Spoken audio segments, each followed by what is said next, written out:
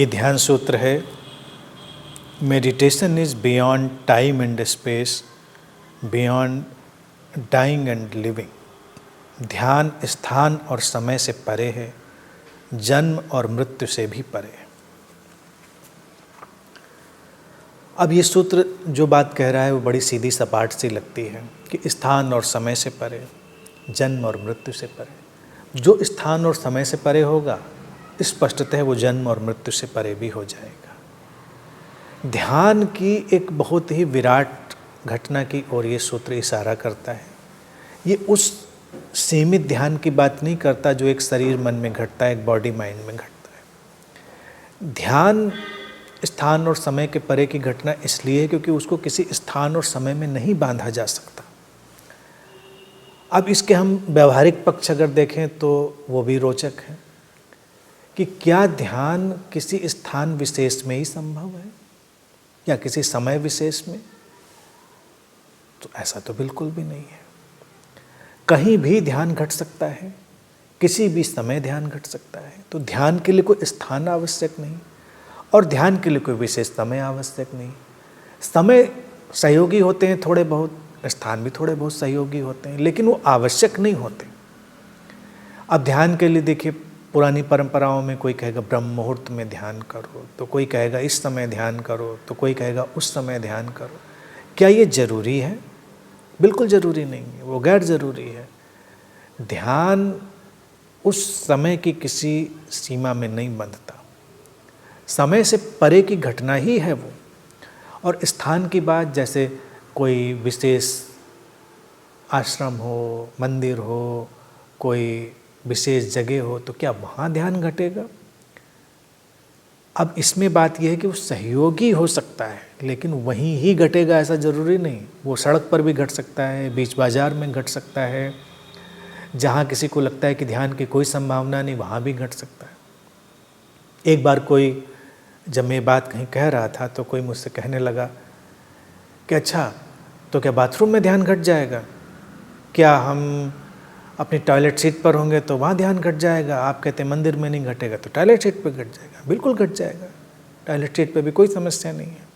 ध्यान की तो स्थान से समस्या ही नहीं है ना, वो तो कहीं भी घट सकता है। वो तो एक अवस्था है, एक समझ है, एक हमारे अंदर उतरती हुई शून्यता की दशा है जो किसी भी स्थान, किसी भी व्यवस्था में बंधती ही नहीं। तो कुछ भी हो सकता है संभव। तो इसलिए ऐसा ना सोचें कि ध्यान के लिए हम कोई विशेष स्थान निर्मित कर देंगे तो ध्यान वहीं घटेगा। अब ध्यान के लिए ध्यान कक्ष हम बनाते हैं, ध्यान मंदिर बनाते हैं, तमाम ध्यान के लिए हम बुद्धा क्षेत्र निर्मित करते हैं। तो उनका क्या मतलब है? उनका मतलब इतना है कि थोड़ा कोऑपरेशन, लिटिल बिट कोऑपरेशन, उससे ज़्यादा नहीं।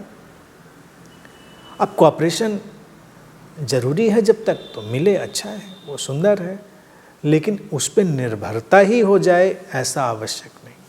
आप इंजॉय करें उसको, जीवन पर्यंत इंजॉय करें तो वो भी है, उसमें भी कोई अड़चन नहीं है। और दूसरी बात सूत्र कहता है जन्म और मृत्यु से परे है ध्यान, यानी कि उसको हम अपने जन्म और मृत्यु की सीमाओं में भी बांध के नहीं रख सकते। जन्म और मृत्यु से क्यों परे है? क्योंकि ध्यान जिसे घटता है, ध्यान जिस आयाम में घटता है, वो हमारी चेतना का आयाम है, कॉन्शियसनेस का, जो जन्म और मृत्यु से परे है। शरीर बनते हैं और मिट जाते हैं, लेकिन वो चेतना का प्रवाह तो गुजरता ही रहता है, चलता ही रहता है। तो उसमें जब कोई व्यक्ति जुड़ता है, अलाइंड होता है, तो ध्यान में प्रवेश करता है। इसीलिए वो जन्म और मृत्यु के जो बंधन हैं उनसे भी बाहर हो जाता है। ध्यान घटता है तो ये पारंपरिक एक मान्यता रही है कि जन्म मृत्यु के चक्र से व्यक्ति मुक्त हो जाएगा। तो किसी को लगता है कि अच्छा, फिर पुनर्जन्म नहीं होगा, फिर हम दोबारा पैदा नहीं होंगे। ये बात नहीं है।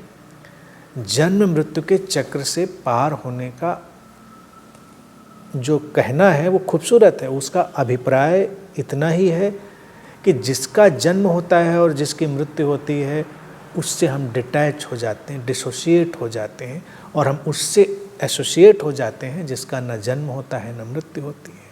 वो है हमारी चेतना। हमारी कहना भी उसमें थोड़ा बहुत उचित नहीं, चेतना है बस। और वही मुक्ति है।